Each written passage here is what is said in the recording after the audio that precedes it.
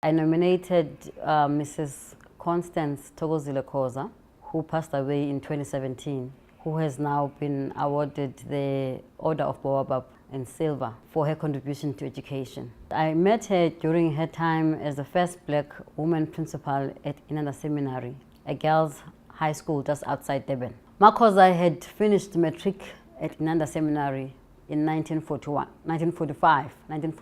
She was in the first class of matric students to graduate from Inanda in 1945, and then she went to study at Fort Head. She studied science, a BSc. She got a diploma in education and became a teacher, teaching zoology mostly at Orlando High and Mamelodi and different places, even in Swaziland, before coming to Inanda.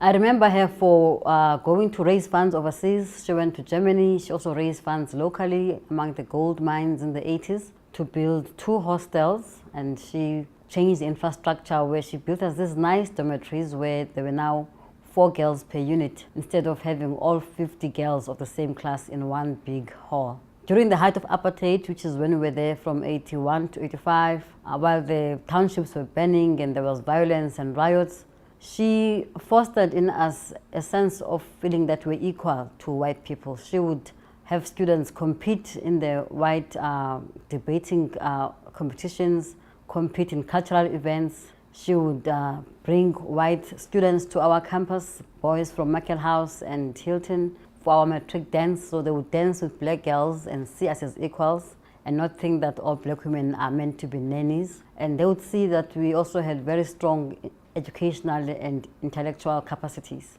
In 1986, after graduation from Inanda, she sent me and 3 other students to study in America. Was very concerned about the rights of women, and she felt that was important for the country. She also was on the ballot in the first democratic elections in 1984, and her party was called Women's Rights Peace Party.